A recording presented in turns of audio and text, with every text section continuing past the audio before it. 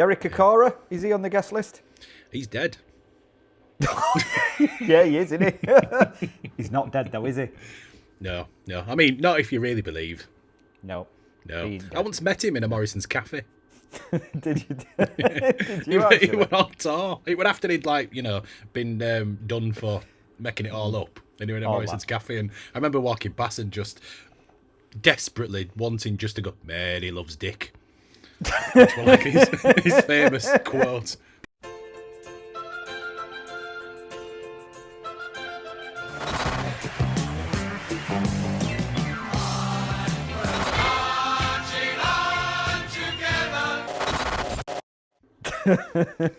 Welcome to Buckets and Bubbles. I look like Gandalf. I think, are you supposed to wear it? What are you supposed to do? Are you supposed to sort of wear it side, or how do you supposed to do that? I think you're supposed to pull it right down off your head. Are you actually? Yeah. So I just look like Miss. I look like Miss Marple. I used to have a blue cord one at uni, which a lady student happened to take possession of, and I really miss it. I really liked that app. I've never been able to find one. Was this a lady that you were acquainted with? I knew her. Okay, we'll just leave it there. Yeah, that's all we need. Yeah. Let's not pretend, Mike, that that Arsenal just beat us 1-0. That I'm not in party mode. Yeah, because I mean, Leeds are staying up. Let's get rid of that. Rid of that. Yeah, Leeds are staying up. I'm never in doubt. Never in doubt. I mean, you could go back and look at weeks and weeks of podcasts when I've said Leeds will be fine and you've said no, and you could ignore them completely. Yeah, because it's never been in doubt. Never in doubt. Yeah. It's 5 games ago for you. It's 4 games ago for us since we were last. Listen, what can we say? We're busy boys. Yeah, I've got 3 jobs and a thing to do. A play that I've kind of written. Well, I have. You haven't written it yet, have you? I'm 10 pages in. And is this a full-length play? Yeah, this is a tight 90. 70 at an outset. I mean, it's part of it's a shared reading with a little bit of production value because I want to show off a bit. Yeah. But it's called Colin Wilson Poltergeist. Is he any relation to the Poltergeist? No. to your striker. Oh, Callum Wilson. Yeah? I don't think so. It might be. Okay. It might be. But yeah, that is the book where it first told the complete story of the Black Monk of Pontefract. And it's 1 chapter. It's about 10 pages. And I was like, I quite fancy writing a play about the Black Monk of Pontefract because my nan's house were almost next door, like a street away. And I remember going as a kid and stuff and hearing old stories. And I'm like, I'm going to write something about that. I mean, Pontefract is a medieval town. It's probably there's been a settlement there probably since the Romans alongside Castleford. Pontefract meaning broken bridge in Old Saxon. But essentially, there was a housing estate built over the site of what was supposed to be the gallows of the thing, and this house on East Drive on the Chequerfield estate, as I say, it's like a street away from my nan's house. They used to have the pet shop next door to my great granny's sweet shop, and it's the most violent. Not to get them confused. No, sweet shops and pet shops. A 10p mix up of budgies. No, that's not going to please a kid, is it? What the hell's that? Yeah, that's a cockatoo. Moving on. So this is the most violent. Is that one of the Peppa Pig jokes? Probably. Yeah. Yeah. But this is the most violent and longest running poltergeist, as the man who currently owns it would have you believe, because he rents it out at £500 a night for people to go and hunt ghosts. I'm going to get that book. I'm going to read it because I like the idea of the the Black Monk of Pontefract. Black Monk of Pontefract. Uncanny, which is a very popular paranormal podcast, is currently doing a new series of cold cases. The first of the series is a double-parter entirely based on the Black Monk of Pontefract. Great timing for me. Great timing. It's the biggest paranormal podcast probably in Europe, if not the world. Have you been in touch with them? They have got an invite to come. Excellent. Yeah, it's by the same. The podcast is run by Danny Robbins, who wrote 222: A Ghost Story, so he knows a thing or two about paranormal plays and stuff. So Derek Akora, is he on the guest list? He's dead. Yeah, he is, isn't he? He's not dead, though, is he? No. I mean, not if you really believe. No. I once met him in a Morrisons cafe. Did you? Did you actually? He went on tour. It would after he'd been done for making it all up. And he were in a Morrisons cafe, and I remember walking past and just desperately wanting just to go, Mary loves Dick. Which was like his famous quote. Love it. Mary loves Dick. But it's funny, there's a link. Kieran O'Keefe was the parapsychologist who ousted him, and he does Uncanny as well. He's their parapsychologist. So there you go. It's a close shop, isn't it? Yeah. Close shop. So we've learnt about the paranormal. We've learnt about Pontefract. A little bit about Castleford. We've learnt some Old Saxon. Pontefract. Yeah. What was it? Broken Bridge. Broken Bridge. Yeah. What's relegation in Old Saxon? It's Sorry. Do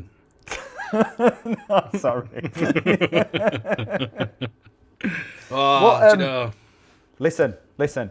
First of all, why is it called Buckets and Bubbles? 'Cause we're shit out of luck and it's a bit fizzy. Okay, yeah, fair enough. Fair enough. It sort of feels, if it was the other way around, I went to the Premier League darts on with Louis and his mate, on my son Louis, that is, on who? Oh, who, by the way? Not King of France Louis XIV. No, but so he's been staying with me, and I got up this morning, and his girlfriend Hannah, she said, Louis gone. I went, what do you mean he's gone?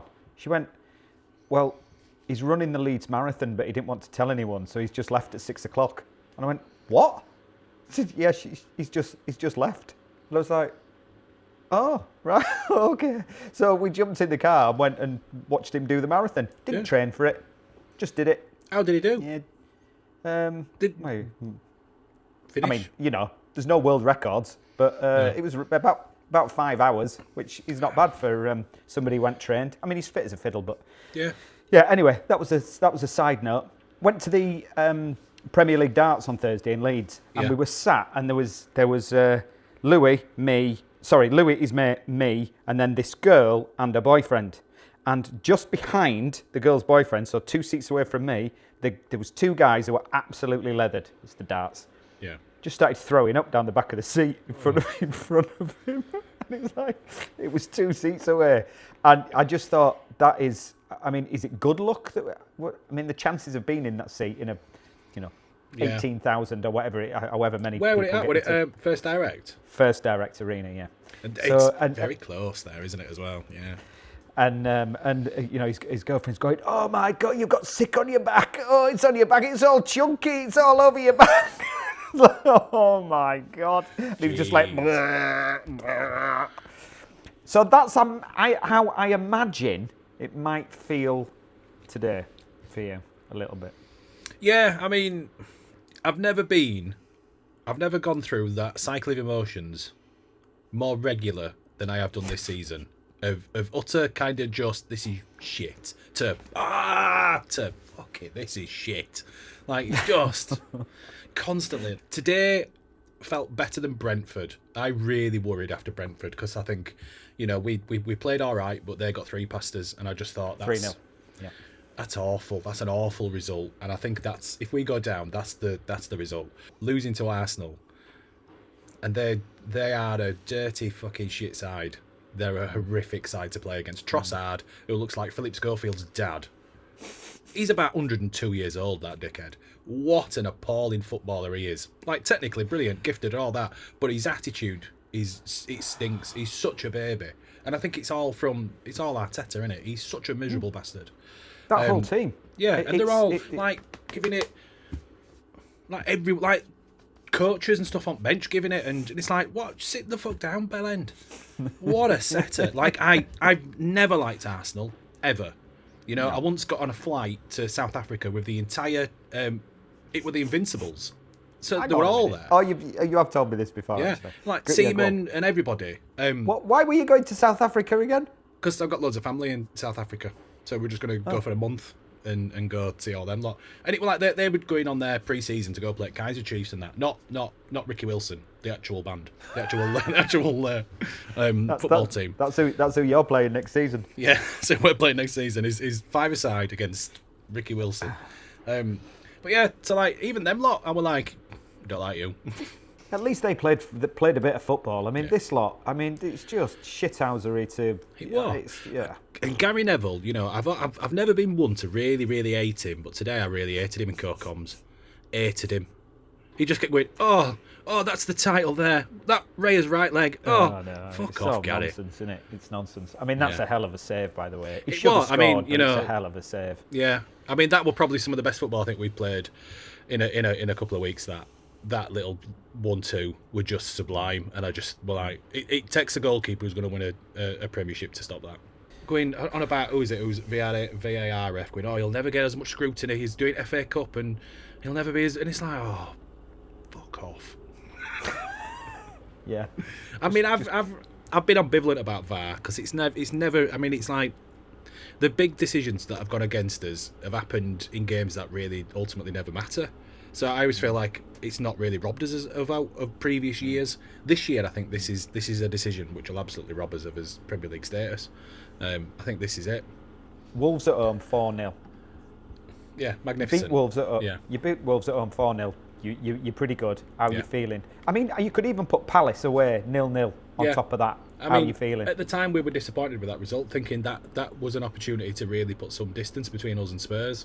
And it weren't just a 2-horse race at that point. Forest was was seriously still in the mix, and it were like, you know, we could get some distance between with that win against Wolves, which, you know, Wolves weren't playing bad at that point. This is when there were still some hope for them, and they were really going for it. And I felt like we deserved it. We were the better team, but I think it was a tough match. And in the end, I think Wolves just were too tired in the end, and we ran them over. Palace, I think we went in there off the back of that 4-0 expecting something, and we maybe underestimated Palace a little. Given the fact that Glasner's leaving and all that, we kind of maybe went into it a bit too cocky, and that cost us. Everton, I really enjoyed that. It was a very close match, and I felt we, as both teams, you know, at different ends of the table at this point, you know, they had a serious kind of run on Europe. I don't know if they're still in, because I've stopped looking at anybody else. I they are. Yeah, they're in. They're in with a shout. Yeah. And Moyes, you know, we know what a Moyes team can do, and I think he's slightly evolved with this Everton team. I think he's a little bit more ambitious, which is nice for them. Based on very little information, so Everton fans, all of you who are watching, obviously, please let me know how shit David Moyes is. To be able to win in that kind of manner, that felt like a performance which a survival run could be pinned on. You could kind of go, you know, we've been back to his wall a little bit here, and we've still come out on top. It felt a very good win. 7 points from 9. Yeah, that's good form. Really good form, and you know, and this is without, you know, Somerville stopped scoring at this point. Fernandez has gone a bit quiet. Bowen's gone a bit quiet. So we're finding his goals elsewhere. We're getting Mavropanos in. We're getting, you know, goals from elsewhere in the squad. Callum Wilson's come back in over the last couple of games and looked as good as he was the last time he played. You know, he's never really dipped in his attitude or anything. He's always, you know, for somebody who we absolutely were like, absolutely not when he signed. I think, you know, coming out of this season, I think it's going to be one of those which, regardless of the league we're in, we're absolutely going to have a fire sale because we've just been mismanaged and we're 140 quid in debt and we need to balance books and all. So if we stay in Premier League, that squad's been decimated. And I think Callum Wilson is somebody I would quite enjoy seeing next season at West Ham, because I think he's been an absolute delight. He's a good author as well, Poltergeist. Yeah. He's great uncle. I don't know.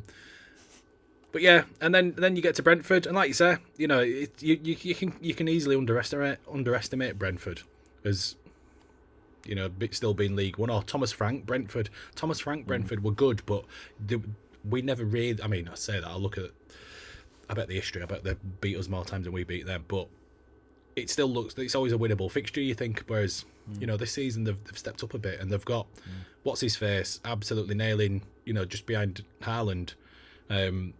Who had a Brazilian. Yeah, he had an absolute. Can't remember his name. No, I can't remember his name.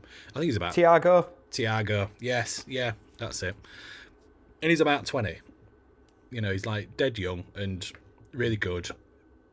and you're just like, yeah, we didn't deserve to win that game based on how good they were. We were good, but they were just better. Coming into this game, I think I really felt like we could get a point, and I think I'd have been happy as we a point. I think a point, and as long as we it weren't like a 4-4 draw and our goal difference were, you know what I mean? I mean, that wouldn't really matter for a goal difference, but like, as long as we weren't shit, 0-0 I'd have been happy with. 1-1 I'd have been well happy with. And then, you know, Leeds are in good form. Tottenham have had one win, and they kind of feel like but they're still shit Tottenham. Talking about, because I went on Deji Spurs this morning. He asked me to go on and do another episode with him, and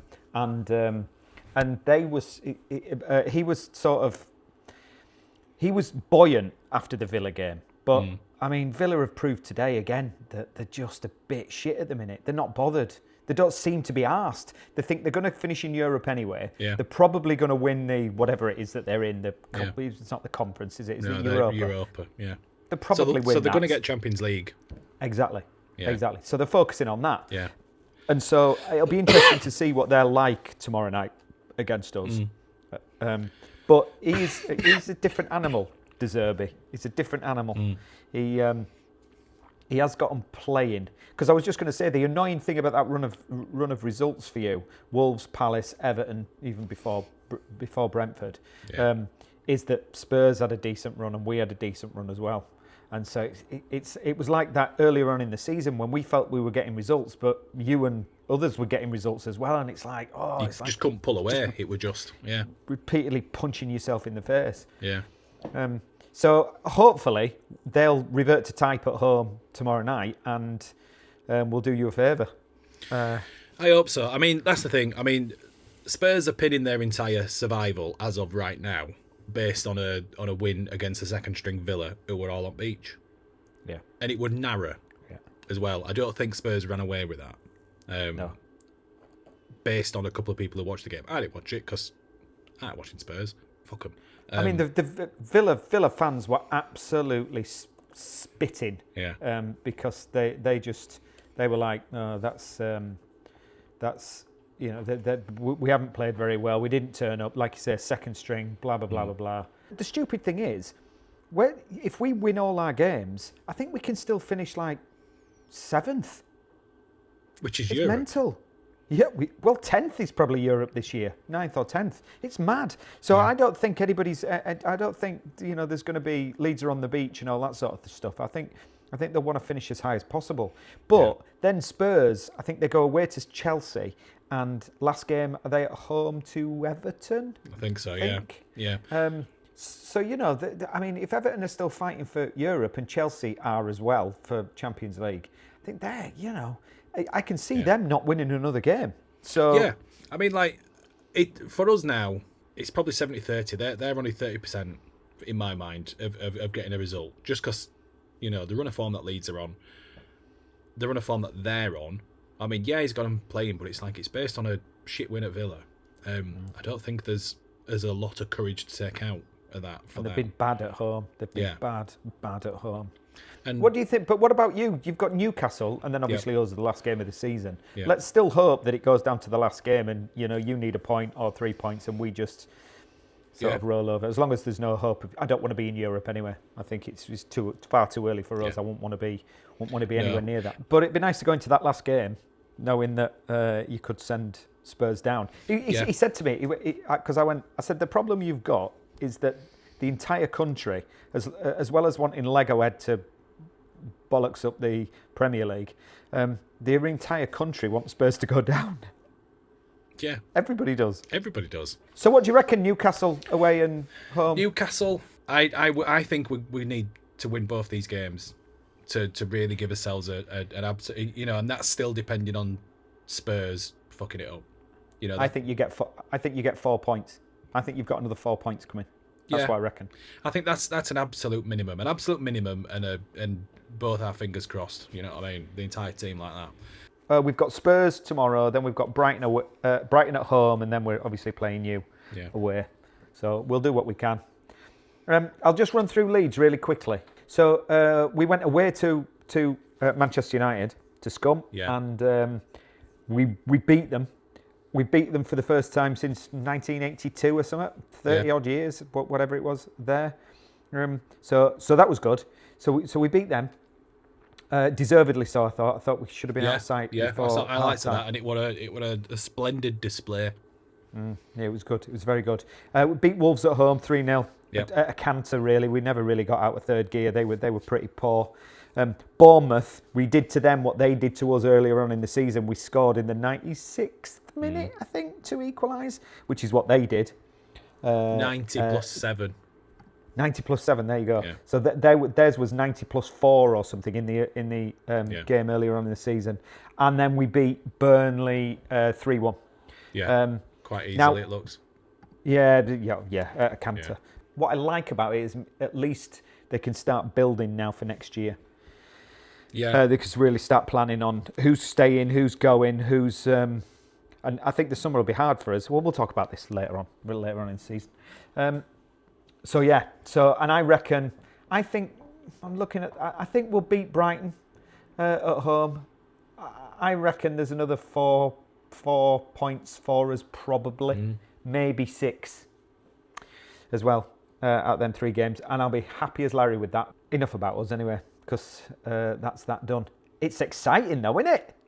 Yeah, I mean, if you've no vested interest in either any of our teams, it's. If you're an Everton fan, I suppose it's delightful to watch. No, but it's exciting for us because we're going to play a big part in it. Yeah, that's a responsibility that needs to be wielded effectively. Effectively and responsibly. Yeah, wield that responsibly because everybody hates Spurs. Yeah. I mean, I've not against Spurs fans, really. The ones I know. Oh, no. No. But that's the thing. They're not... The Spurs fans I know are all Yorkshiremen, so it's like... Do you want to give me a minute, or shall I give you a minute? I mean, just to quietly sob, yeah? Just to reflect. Yeah, just to reflect. Convince me why you're staying up. Because Spurs are shit. I think it's tricky because a week ago I'd have been like, yeah. I think we're the better team. We're on the right course. We've got the right trajectory. I think it feels like we've already peaked a little bit. But I think that is a squad made up of ambitious players and a spine of players who have a track record of succeeding. So you look at Souček and you look at Bowen, who are both European Cup winners. And then you look at the young ambitious ones, Tati Castellanos and Pablo, and Aaron Wan-Bissaka is a proven Premier League champion. He's not a champion, he's not won the Premier League, but he's won stuff with Man United. There's a spine of that team which are all really, really good and successful, and you just don't forget it. I don't think. That's my minute. I like it. I mean, there was a little bit of blind faith in there, and sort of hopefulness, but I like it, and I agree. I still think you're playing better than Spurs. I think you're playing better, and yeah. I think today we played brilliantly today. Like any other opponent, I think we'd have come away with 3 points. New York, any opponent. I'm spending a lot of time with the New York, like a proper New Yorker at the moment, and it must be rubbing off. But it doesn't sound like it's rubbing off. No, not really. It was just it's definitely more Pontefract than the Bronx. Any of the relegated teams, and I'll say we're relegated, so it's West Ham, Burnley, Wolves. Out of those 3 teams, any players that you think would build upon Leeds' success? Go. See, if he wasn't such an absolute nutcase, I'd say Mavropanos. Very, very good defender. We probably could do with one. I imagine we're going to lose a couple of defenders. What else do we need? We need... Well, I'm certainly not coming to you for the strikers, am I? Because that's been a bit of a disaster. Yeah. Pablo. Who's Burnley? We need a goalkeeper. Burnley's goalkeeper. They've got what's his face, haven't they? Pope. Is he there? Yeah. Yeah. Well, whatever. We need a goalkeeper, so I imagine something like that. Wolves, who've Wolves got? I don't think. Yeah, but I think it's tricky. I don't think. But I mean, the problem is that we won't. But Dubravka. We won't buy anybody from the Premier League anyway. Very, very unlikely, because it's just not the model that we go for. We'll buy some more big bastards from Europe, and hopefully they've done the scouting. I'd quite like Archie Gray back from Spurs. If they go down. We'll have him. I said to Deji this morning, we'll have him for 25 million, and he told me to bollocks. But that'd be quite nice. I'd have Bowen. Yeah. Probably. Yeah. Somerville, he can knack us, but I'd have Bowen. Cool. Just over. By 30 seconds. I was thinking about this has been the thing which has occupied my brain since full time. I've just gone, we're relegated. Cool. We're going to go play Sheffield United, and that's going to be fun. Lincoln. And Hull. Lincoln coming up. Yeah, that'll be great. Yeah. I'll do some away matches. I'll go. It'll be great. Because it's a fucking ball ache going to Premier League games. They're all really expensive, and they're all in London. And I can't get into, at least the waiting list for tickets will absolutely drop. They'll be desperately 100%. Trying to sell tickets. So I'll be able to go again. You're assuming you're going down. It's the thing which makes me feel all right. Actually, it's the comfort at the moment of just going. It is what it is. Let's see what happens tomorrow night. Yeah. And then because they lose tomorrow night, and it's back on. Yeah, one of the games I've been playing since full time has been who's staying. If we go down, who is staying? And I think Hermansen will stay, and I'll be quite pleased about that, to be honest. I absolutely hated him start of season, and I think he's really good. He's really good. I think him and Mavropanos, I don't think Mavropanos is staying. I think he's going. Tadebo's going. Did Mavropanos used to be at Arsenal? Yeah. He was one of their... I think he came... I don't know if he came through their academy, but he was a young lad there. Right. But yeah, I think he's going. He's come out and said he wants to go. Of course he has. Yeah, he's done his couple of years in Premier League and he's ready for a new challenge. And it's like, all right. I mean, as long as he still puts in the shifts he's been doing this season, if we stay up, we might have half a chance of keeping him. Fernandes is going 100%. I think Man United are going to buy him. Good luck to him. He's an amazing player, and he was going to go regardless.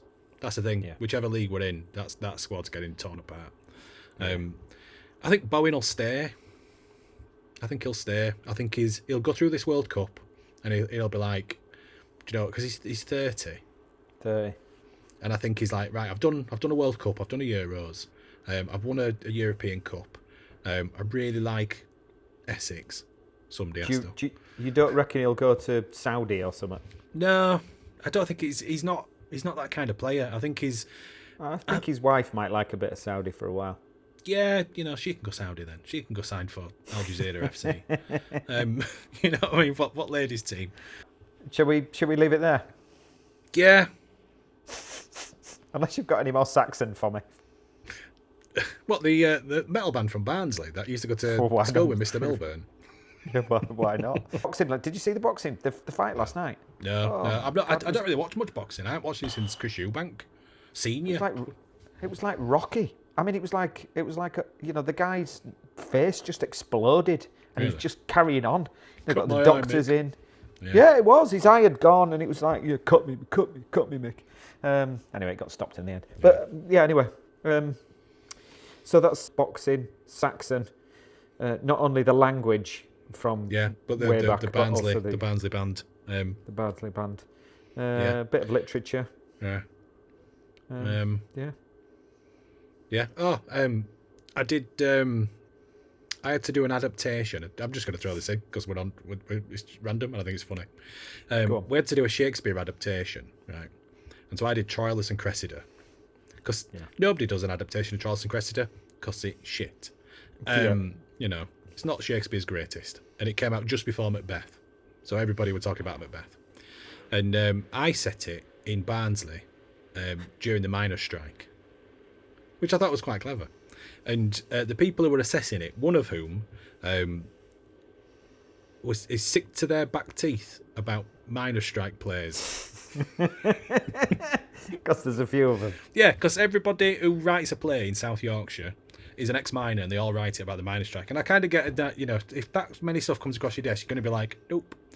But I made a point when I did my adaptation to really drive home the fact that any time you don't talk about what happened to the working class during the miners' strike, you're actually preventing the modern day working class from succeeding, and it's all linked and all that stuff. And I made a really big sociological point about it, and they were like, "Yeah, it's a good point that," and I'm like, "Yeah, it is, isn't it?" Just so funny. Well, I don't know what my grade's going to be for that. I don't think it's going to be great. But don't know. I've not read it. Maybe it's one that Leeds Playhouse will take on. I think it's great. I mean, I did a marketing campaign and everything. It was great. And I had a brass band.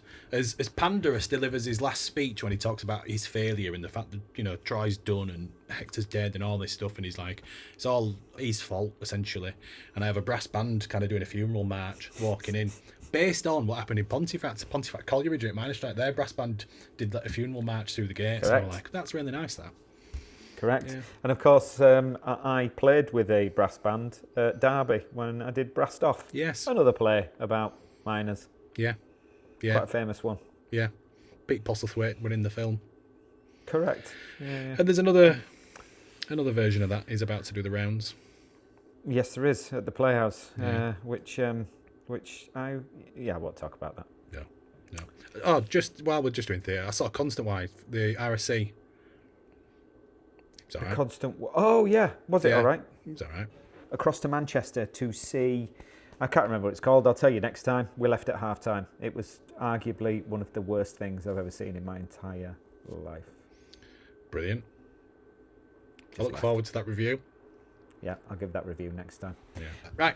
Yeah. Thanks very much. Subscribe. Like. Yeah, do all that stuff. Yeah. Like and all that sort of stuff. Yeah. Thanks, the one person watching.